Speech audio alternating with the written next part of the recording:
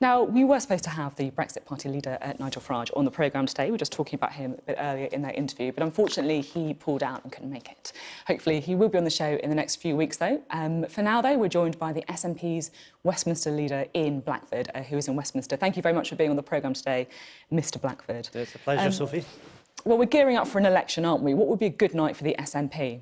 Well, a good night for the SNP is sending a very strong message from Scotland to Westminster that we have to have a say in our future. We're going into this election defending 35 seats in Scotland out of 59, and we want to improve upon that. We're taking the challenge of winning those seats to all our opponents, the Conservative, Labour and Liberal Democrat MPs. You know, there was a poll last week that showed that the SNP are still by far and away the leading party in Scotland, a gap of 20 points plus against the Conservatives in second place. And it is, I would say, pretty remarkable that given we've been in government since 2007 in Scotland, that we're still leading the way and seem to have the faith and the trust of a large number of Scottish people. We're very grateful about that. But this is a crucial time, and it is about demonstrating that we're not going to allow Boris Johnson to take us out of the European Union against our will. And there's an opportunity for people in Scotland to vote for the SNP, a vote for a confirmation that we want to have that independence referendum, that we need to have that route to securing our own future as an independent country in the European Union. Well, let's talk about the drive that the SNP had to try and get that second independence referendum. There is, of course, the idea that there could be a hung parliament, there could be deals being negotiated. Jeremy Corbyn has said he wouldn't grant a second independence referendum in the early years of a Labour administration. Is that good enough for you, or does it need to be next year?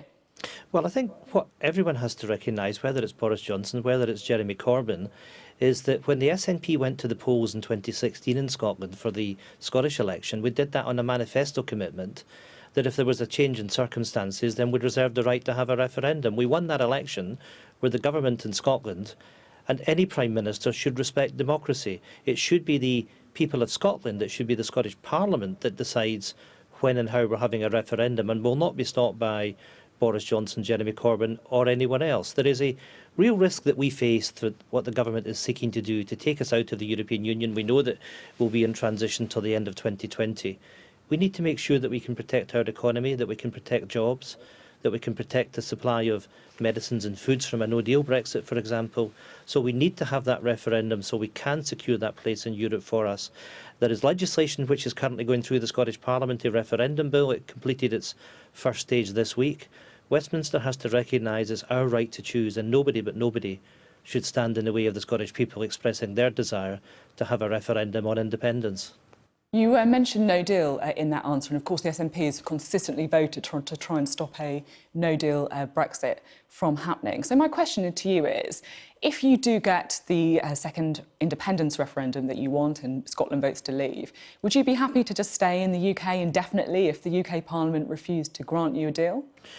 At the end of the day, the UK Parliament can't refuse to grant a deal to us, because the simple fact is that we won the election in 2016, we have that manifesto commitment, we won the election to Westminster in 2017. Well, but it could be that a deal is not agreed, though, in the same way that a deal, well, it has been agreed with the EU, but it's been consistently blocked by the UK Parliament. You could absolutely see that situation happening. Well, you're talking about, I'm not quite sure what you're saying. You're talking about Westminster refusing to give us a referendum, or are you talking about a deal on Europe? I'm talking about a deal.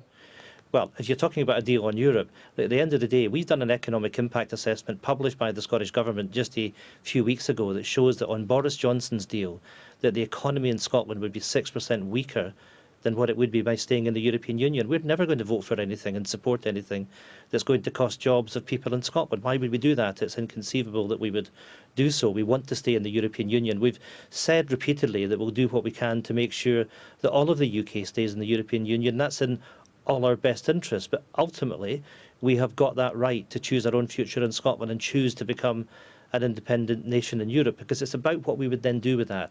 It's about the desire that we have, the burning desire to grow our economy, to deliver fairness, to take our climate change responsibilities seriously. But of course, whilst we're still in the United Kingdom, we will work with others to stop Brexit, because for us, this campaign, as much as anything else, is about stopping Brexit, something which is going to harm the economy, but also reduce rights for people. If you think about it today, we as EU citizens have the rights to live and work, to get an education in 28 EU member states. That's going to be taken away from us. And I really grieve at what we're doing to our young people that are going to suffer so much if Boris Johnson and his Brexit fanboys in Number 10 get their way. I know that, of course, you are always keen to talk about Scottish independence. We talk a lot about Brexit in these interviews, but I'm just interested to know on some of your other priorities, what would be red lines if there is a hung parliament, if you're going into some of these negotiations with perhaps the Labour Party in order to get Jeremy Corbyn into Number 10 after the election. In 2015, Nicola Sturgeon said that scrapping Trident would be a red line in any negotiations with the SNP. Would that also apply this time round?